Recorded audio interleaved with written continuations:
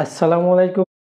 সবচেয়ে কঠিন মনে হয় আজকে আমি কিন্তু সেই অধ্যায় নিয়ে আলোচনা করছি। তোমরা জানো আজকে আমি তোমাদের উচ্চতর গণিতের ত্রিকোণমিতি, তোমরা সবাই ত্রিকোণমিতি ভয় পাও, অনেকেই মানে আছো। 8.1 আমি সমাধান করব। এখান থেকে তোমাদের বোর্ড পরীক্ষায় প্রশ্ন আসতে পারে, বা তোমরা যারা 9-এ আছো, তোমাদের 9-এ কিন্তু এই ফাইনাল পরীক্ষায় এখান থেকে এক্সেট প্রশ্ন হবে।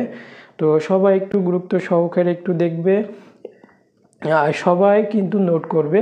তো এদের ত্রিকোণমিতি শব্দটি বিশ্লেষণ করলে পাওয়া যায় ত্রিকোণ ও মিতি। ত্রিকোণ বলতে তিনটি কোণ এবং মিতি বলতে পরিমাপকে বোঝায়। অর্থাৎ ইংরেজি ত্রিকোণমিতি লেখা হয়। এটি বিশ্লেষণ করলে ত্রিকোণ এবং মিতি। ত্রিকোণ গ্রিক শব্দ যারা তিনটি কোণ বা ত্রিভুজকে বোঝায়, মিত্রি দ্বারা পরিমাপকে বোঝায়। তোমাদের অনুশীলনী বইয়ে প্রথম আছে। সাধারণত ত্রিকোণমিতি বলতে তিনটি কোণের পরিমাণকেই বোঝায়, ঠিক আছে। তবে ত্রিকোণমিতি বলতে বোঝায়, যেমন একটি গাছের সাহায্যে গাছটির উচ্চতা নির্ণয় করার জন্য ত্রিকোণমিতি আমাদের গাছটির উচ্চতা নির্ণয় করতে হবে। এই ধরনের অঙ্ক করতে গেলে কিন্তু আমাদের ত্রিকোণমিতির অঙ্ক কিন্তু বেসিক ক্লিয়ার থাকা লাগবে। তো এই জন্য আমাদের ত্রিকোণমিতি অঙ্কটা শেখা লাগবে, ঠিক আছে। নদীর একপারে দাঁড়িয়ে নদীর বিস্তার নির্ণয় করতে পারবা এই অঙ্কগুলো জানতে পারলে। কোন আকারে জমির ক্ষেত্রফল নির্ণয় করতে পারবা এই ত্রিকোণমিতি অঙ্ক করতে পারলে। কিন্তু ইত্যাদির ক্ষেত্রে ত্রিকোণমিতির ব্যবহার অতি প্রাচীন ও জনপ্রিয় একটা পদ্ধতি। তো ত্রিকোণমিতির আলোচনা দুটি শাখায় বিভক্ত। একটি হলো সমতলীয় ত্রিকোণমিতি আর অন্যটি হচ্ছে গোলীয় ত্রিকোণমিতি। তো বর্তমানে আমরা শুধুমাত্র সমতলীয় ত্রিকোণমিতি নিয়ে আলোচনা করব। তোমরা দেখছো আমার পেছনে অনেকগুলো আমি কিছু লিখে রাখছি। তবু তোমাদের বইয়ে প্রথমেই আছে কি চতুর্ভাগ চিনতে হবে। তোমরা অনেকেই জানো চতুর্ভাগ বিষয়টা কি। এক্স আর হলো এক্স ড্যাশ, ওয়াই আর ওয়াই ড্যাশ, ঠিক আছে। এক্স আর এক্স ড্যাশ, ওয়াই আর হলো ওয়াই আর ওয়াই ড্যাশ। তো এইটা হলো প্রথম চতুর্ভাগ, যে কেউ এটা ভাগ হয়ে গিয়েছে। এটা হলো প্রথম চতুর্ভাগ আর এটা দ্বিতীয় চতুর্ভাগ। এই এমনি ঘটছে তোমার উপর পান, এটা দ্বিতীয় চতুর্ভাগ, এটা তৃতীয় চতুর্ভাগ, এটা চতুর্থ চতুর্ভাগ, ঠিক আছে। এটা চতুর্থ চতুর্ভাগ। তা এটা আর একটু বিষয় জেনে নাও যে এই ঘরে যেগুলো থাকবে, যেমন তোমার কোন পরিমাপের সাইন, কজ, সেক, কসেক, ট্যান, কট, এইগুলো এই যে প্রথম ঘরে যেগুলো থাকবে ওইগুলো কিন্তু সবগুলো অল পজিটিভ, মানে সবগুলোই প্লাস, মানে ধনাত্মক। আর হলো দ্বিতীয় ঘরে যেটি ওই থাকে যে সাইন আর হলো কস হলো পজিটিভ, মানে ধনাত্মক থাকে দ্বিতীয় চতুর্ভাগে। এইটুকু একটু মাথায় মনে রাখবা। আমি যখন 8.2 করাবো তোমাদের একটু বিস্তারিত এটা বোঝাবো এটা কী কাজে লাগবে। তো হলো তৃতীয় চতুর্ভাগে তোমার ট্যান আর কট হলো পজিটিভ, মানে প্লাস ধনাত্মক। আর বাকি সব যদি ওই ঘরে কোয়াড্রেন্ট ঘরে ঘোরানো লাগে আমাদের অঙ্ক করার সময় তুমি বুঝতে পারবা। তো এই ঘরে হলো তোমার ট্যান আর কট, তৃতীয় চতুর্ভাগে তোমার ট্যান আর কট হলো পজিটিভ। আর হলো চতুর্থ চতুর্ভাগে কস আর হলো সেক পজিটিভ, মানে ধনাত্মক থাকবে। আর বাকি যে কোনো কোয়াড্রেন্ট থাকলেই তোমার হলো সেক, কসেক, ওইগুলো থাকলেই ট্যান, ওগুলো থাকলে ঋণাত্মক হবে। তো চতুর্থ চতুর্ভাগ, আশা করি তোমরা চতুর্ভাগটা বুঝতে পারছো। প্রথম চতুর্ভাগ, দ্বিতীয় চতুর্ভাগ, তৃতীয় চতুর্ভাগ, চতুর্থ চতুর্ভাগ। আর আরেকটা বিষয় যে আমি এখানে লিখে রাখছি, কোনো রশ্মিকে ঘড়ির কাঁটার বিপরীত দিকে, ঘড়ি কাঁটা তোমরা তো জানো যে কাঁটার ঘড়ি যেটা কয় বাংলা ঘড়ি, আর কাঁটার ঘড়ি এন্টি ক্লকওয়াইজ ঘোরালে উৎপন্ন কোণকে কি বলে, ধনাত্মক বা পজিটিভ কোণ বলে, এন্টি ক্লক। তোমরা জানো ঘড়ি কাঁটা কি, বা হলো এই বাম দিয়ে ডান দিকে ঘোরে, তাই না? ডান দিকে আমার এখান থেকে এই দিকে ঘোরে, মানে নিচ দিকে ঘুরে ঘুরে সময়টা বলা হয়। তো দেখো বলছে ওইটা কি বিপরীত দিকে ঘুরবে, বিপরীত দিকে অ্যান্টি ক্লক ওয়াইজ ঘুরবে, মানে উল্টো দিকে, এই যে উপর পানে ঘুরবে এরকম। যদি ঘুরে তাহলে ওইটা কি পজিটিভ হবে। তো দেখো এখানে আমি লিখেছি যদি উল্টো মানে উপর বান ঘুরলে কি এই এমনি এরকম যদি ঘোরে, এই যে যদি এরকম ঘোরে তাহলে কি এটা পজিটিভ, মানে পজিটিভ কোণের জন্য ওইটা। আর যদি ঘড়ি কাঁটার দিকে ঘোরে ওইটা হলো ঋণাত্মক কোণ।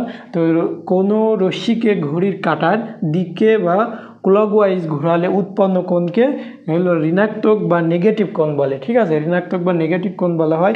এই যে আমি এখানে একটু ঘড়ি আঁকিয়ে তোমাদের দেখিয়ে দিয়েছি যে ঘুরবে কোনটি কি ঋণাত্মক হলে কি নিচ দিকে ঘুরবে, তাই না, ঘড়ির কাঁটার দিকে এইভাবে ঘুরবে,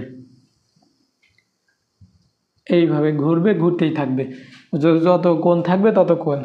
তো আশা করি একটু বুঝতে পারছো। তো আমরা এখন একটা অঙ্ক করব, তোমাদের মূল বই হলো উদাহরণ 1 করব, যে ওখানে বলছে যে ওই কোণ দ্বয়ের হলো দুটো একটা কোণ দেওয়া আছে, কোণ দ্বয়ের অবস্থান কোন চতুর্ভাগে যাবে। এই চতুর্ভাগে কোন চতুর্ভাগে যাবে, প্রথম চতুর্ভাগে যাবে ওই কোণ, না দ্বিতীয় চতুর্ভাগে যাবে, না তৃতীয় চতুর্ভাগে, না হলো চতুর্থ চতুর্ভাগে। কোণগুলো ধনাত্মক দেওয়া আছে, তাহলে কি এই উপর বান ঘুরবে, তাই না, পজিটিভ, ঘড়ির কাঁটার বিপরীত দিকে ঘুরবে, ঘুরে ওইটা দেখা যাবে। তো আশা করি এইটুকু তোমরা বুঝতে পারছো। তো আমি উপরে ক নাম্বারটা লিখে নিই, উদাহরণ 1-এর ক নাম্বারটা লিখে নিই, 430 ডিগ্রি কোণ। তো 430 ডিগ্রি কোণ কোন চতুর্ভাগে পড়বে।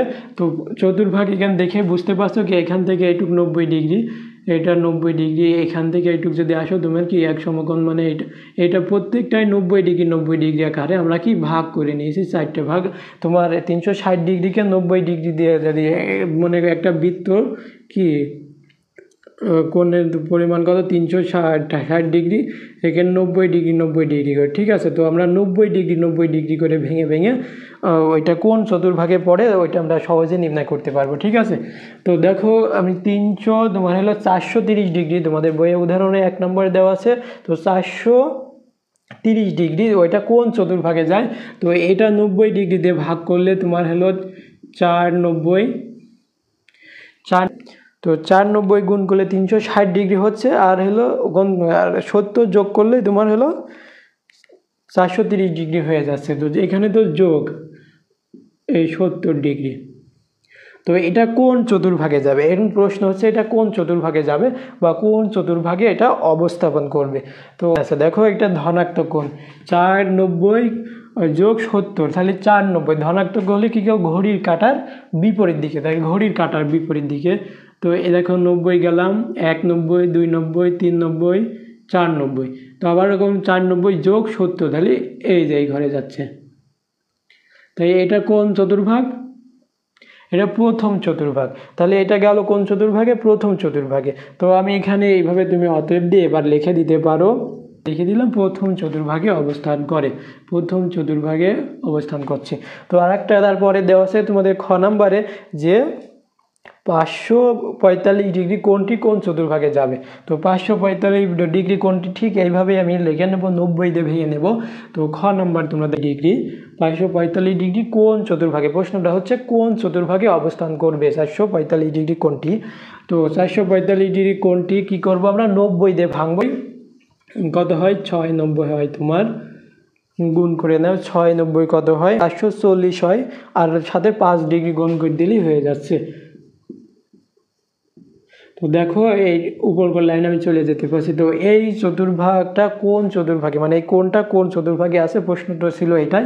তো প্রথমে যে এটা আমি মুছেই দিই, তোমাদের মুছে দেওয়ার আমি আঁকি, তাহলে তোমরা বুঝতে পারবে। তো ঘড়ি এটা কি পজিটিভ কোণ, তাহলে কি ঘড়ির কাঁটার বিপরীত দিকে যাবে, মানে উপরের দিকে দেখো 190 গেল, 290, 390, 490, 590, 690, আর এই 690 প্লাস হলো কত 5 ডিগ্রি, তাহলে এই ঘরে চলে আসছে, দেখো এই ঘরে। তাহলে এটা কয় নাম্বার ঘর, এটা হলো তৃতীয় চতুর্ভাগ। তাহলে কোনটির অবস্থান কত নম্বর ঘরে, তাহলে 545 কোনটি তৃতীয় চতুর্ভাগে অবস্থাপন করবে। আচ্ছা এখানে অতএব দিয়ে তুমি লিখে দিবা যে 545 ডিগ্রি কোণটি 545 ডিগ্রি কোণটি তৃতীয়, এতটুকু লিখলেই হয়ে যাচ্ছে। ঠিক আছে, তো গণিতে ত্রিকোণমিতিও করাবো, আমি এমনভাবে আলোচনা করছি যাতে তুমি সাধারণ গণিতে ত্রিকোণমিতি না পারলেও কিন্তু উচ্চতর গণিতে ত্রিকোণমিতি পারবে। তো সেভাবে আলোচনা করার চেষ্টা করছি, তোমরা একটু দেখতে থাকো। তোমাদের মূল বইয়ে কাজ দেওয়া আছে, ওই কাজটাই আমি তোমাদের আবার বাড়ি কাজ দিচ্ছি। তো দেখো তোমরা যদি মুখে মুখে হিসাব করতে পারো তাহলে একটু কমেন্টে জানাও 330 ডিগ্রি কোণটি কোন চতুর্ভাগে অবস্থান করবে।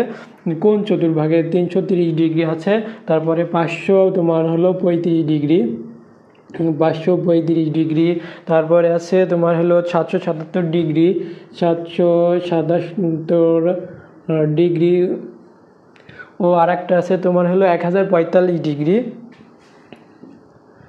1045 ডিগ্রি। এই কোণগুলো দেখাও, এটা তোমাদের বাড়ির কাজ, সেগুলো তোমরা ক্লাসটা